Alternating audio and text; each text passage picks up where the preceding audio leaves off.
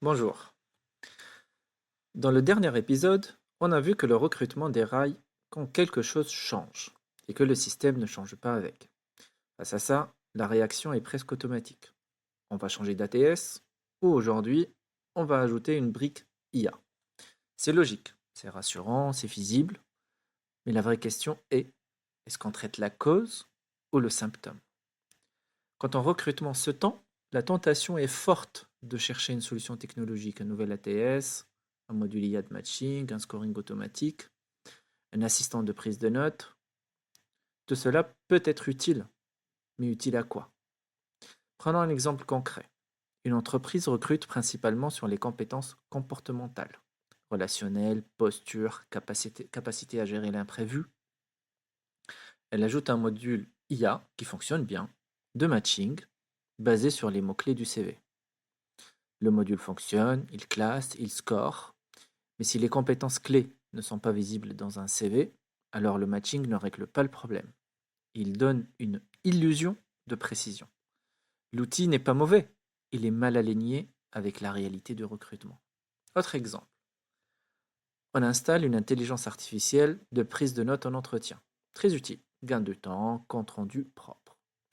Mais si le vrai problème est un sourcing insuffisant, un vivier mal structuré, une absence de relance ou un taux de no-show élevé, alors on améliore la qualité des comptes rendus sans améliorer la qualité du flux dans sa globalité.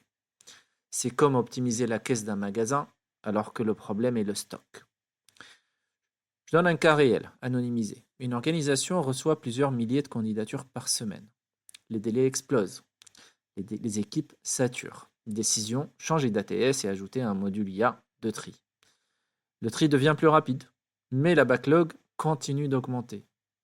Pourquoi? Parce que le problème n'était pas la vitesse du tri. Le problème était l'organisation de la préqualification. Qui appelle, dans quel délai, selon quel script, avec quels critères, comment on priorise, qui relance. La capacité globale à absorber le flux dépendait de la structuration du rendez-vous de préqualification, pas du classement automatique des CV. Un outil peut accélérer un système fragile. Il ne le rend pas robuste. Aujourd'hui, la surpromesse marketing autour de l'IA est forte. On nous parle de matching intelligent, de scoring prédictif, de recrutement augmenté, de décision assistée. Tout cela peut fonctionner et fonctionne déjà dans plusieurs cas. Mais aucune intelligence artificielle ne corrige une organisation mal dimensionnée, des rôles flous, une absence de priorisation ou un manque de capacité humaine. Une IA amplifie la logique existante. Si la logique est solide, elle aide. Si elle est fragile, elle amplifie les défauts. Changer d'ATS peut être une excellente décision. Ajouter un module IA peut être pertinent, mais ce sont des leviers d'optimisation, pas des leviers de stabilisation.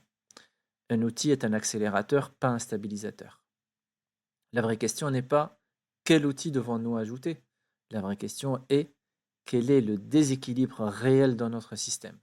Est-ce un problème de capacité, d'organisation, de priorisation, d'exécution, de structure de vivier, de canaux de sourcing?